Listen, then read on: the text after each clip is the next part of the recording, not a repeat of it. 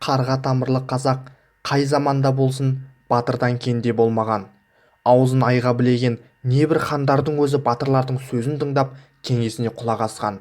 Сондай қаһармандардың бірі Қаракерей Қабанбай батыр. 1702 жылы Барлықтағы алғашқы шайқаста әкесі Қожағұл батыр өз адамдарымен қоршауда қалып қойып, ақыры ауыр жарақаттан о дүниеге аттанады. Бұл кезде Қабанбайдың 11-ге жаңа толған кезі еді. Даңқты батыр Қожағұл өмірден өткен соң ел арасында билік кетіп, оны көріп отырған ойраттар ел жұртты тапа-тал түсте тонап, қазақ ауылдарын еркін басына бастайды. Бетеге кетсе бел қалар, бектері кетсе ел қалар, берекең кетсе нең қалар деген екен қазақ. Бірліге кеткен ауылдарды ойрандап, пәк қыздарын күң, бек ұлдарын құл етуге көшеді. Олар сонымен қоймай, кезекті жорықта Қабанбайдың ағасы Есенбайды аяусыз қорлап өлтіреді. Бұл жас жігіт үшін орын толмас қасірет еді.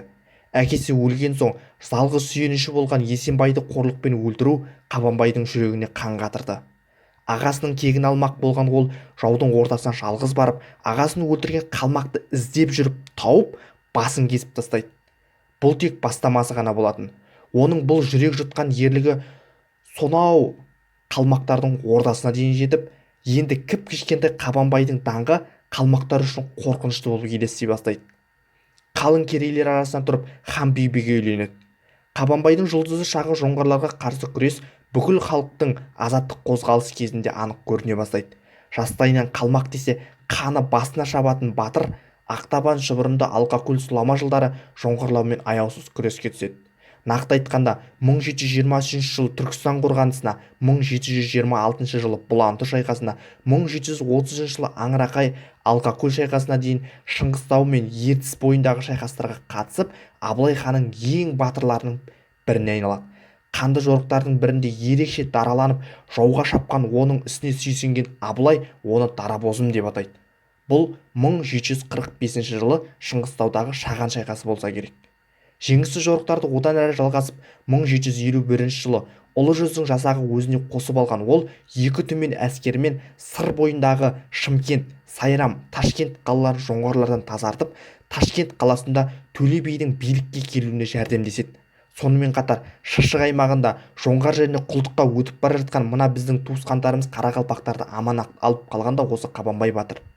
1750 жылы қазақ даласында, әсіресе оңтүстік аудандарда, қалалы аймақтарда жоңғарлардан азат етудің майданы басталады. Бұл ұзаққа созылған шайқастың соңғы эпизодтары болатын. Жоңғарлар өз ішінде ыдырап одан әрі қала берді, Қытай империясын теперіш көре бастайды. Ақыры 1758 жылы әлем картасынан Жоңғария деген мемлекет түбегейлі жойылып кетеді. Кезінде жарты әлемді жауламақ болған ол жоңғарлар Қытай империясының жай ғана бір провинциясына айналып қалады. Бұл оқиға әрине бүкіл Азия құрлығы үшін үлкен жаңалық болды. Азияның түркітектес хандықтары Қытайдың жаулап алу агрессиясына қарсы күресу үшін одақтасу керектігін түсінді. Сонау Ауғанстан жерінде билік құрып отырған Ахмед Шах Дуранни арнайы елші салып, Абылайға секілді жауынгер халықтың басшысымен одақтасуды, яғни Қытайларға қарсы бірігіп одақ құруды мақсат етеді.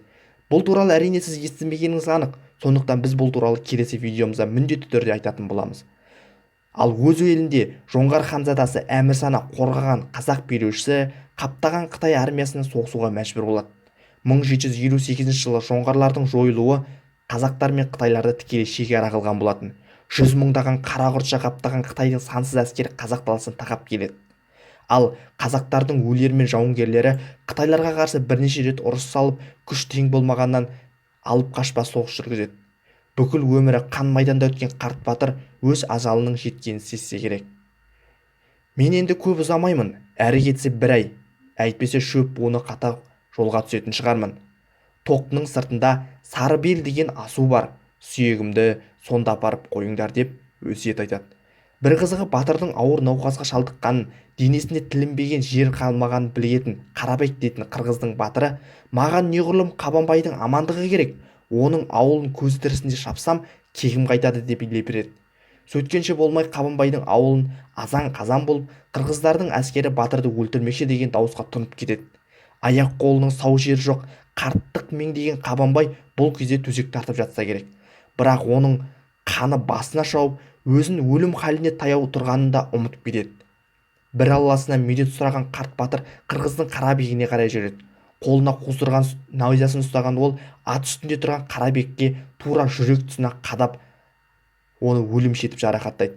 Бұл оның соңғы шайқасы, соңғы жеңісі болатын. Шайқастан соң талай батырлар о дүниеге аттанған секілді Қабанбай да осы шайқаспен өмірден өтеді. Осымен қазақ даласы өзінің ең даңқты перзентінен айырылды. Батырды өз өсиеті бойынша жоңғар қақпасының сол жақ қапталындағы сары белге жерледі. Белгі ретінде батырдың басына тас үйілді. Қабанбай батыр өмірінде 103 жекпе-жек өткізген және оның бірде-біреуінде жеңіліп көрмеген.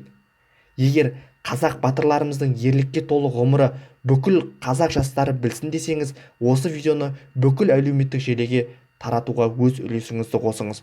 Бұл ісіңіз батыр баба алдындағы қасиетті борышыңыз болмақ.